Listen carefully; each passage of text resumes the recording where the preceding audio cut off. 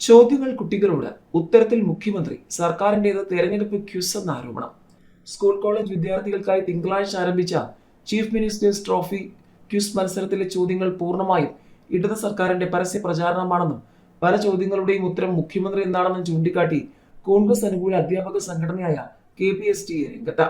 അതിദാരിദ്ര്യമുക്തമായി കേരളത്തെ പ്രഖ്യാപിച്ചത് ആര് എന്നതടക്കമുള്ള ചോദ്യങ്ങൾ രാഷ്ട്രീയ പ്രേരിതമാണെന്നും വരാനിരിക്കുന്ന തെരഞ്ഞെടുപ്പ് മുന്നിൽ കണ്ട് കുട്ടികളിൽ നിർബന്ധപൂർവ്വ രാഷ്ട്രീയം അടിച്ചേൽപ്പിക്കാനാണ് സർക്കാർ ശ്രമിക്കുന്നതെന്നും സംഘടന ആരോപിച്ചു.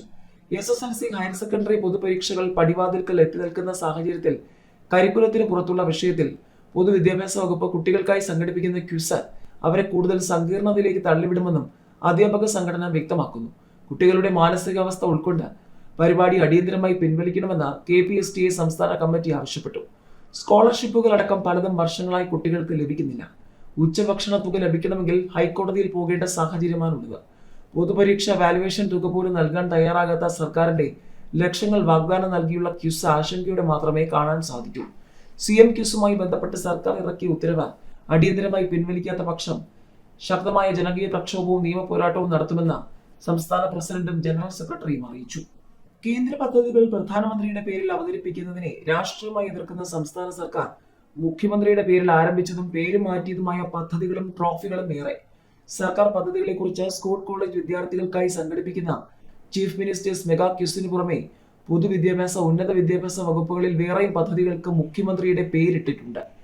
4-7 ക്ലാസുകളിലെ വിദ്യാർത്ഥികൾക്കായി വർഷങ്ങളായി നടത്തിവരുന്ന LSS USS സ്കോളർഷിപ്പ് പരീക്ഷകളുടെ പേരും ഈ വർഷം മുതൽ CM കിഡ്സ് എന്നാക്കി മാറ്റി.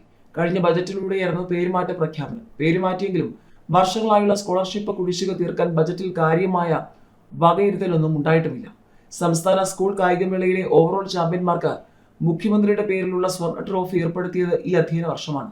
വിദേശ സന്ദർശനത്തിലായിരുന്ന മുഖ്യമന്ത്രിയുടെ അസാന്നിധ്യത്തിൽ ആ ട്രോഫി ആദ്യമായി സമ്മാനിച്ചത് ഗവർണർ രാജേന്ദ്ര ആർലേക്കർ ആയിരുന്നു. Chief minister's Navakerala post doctoral fellowship, chief minister's research scholarship, chief minister's scholarship എന്നിവയാണ് ഉന്നത വിദ്യാഭ്യാസ വകുപ്പിൽ മുഖ്യമന്ത്രിയുടെ പേരിൽ ആരംഭിച്ച സ്കോളർഷിപ്പുകൾ. മുഖ്യമന്ത്രി സ്കീം പ്രഖ്യാപനത്തിൽ കായിക വകുപ്പും കളത്തിലിറങ്ങുന്നുണ്ട്. Cricket, football, kabaddi, volleyball, hockey തുടങ്ങി ജനകീയ കായിക ഇനങ്ങളിൽ സംസ്ഥാന തലത്തിൽ ചീഫ് മിനിസ്റ്റേഴ്സ് ട്രോഫി ചാമ്പ്യൻഷിപ്പ് തുടങ്ങുമെന്നായിരുന്നു 2022 കായിക നയത്തിലെ പ്രഖ്യാപനം. ഇതും പ്രഖ്യാപനത്തിൽ ഒതുങ്ങി.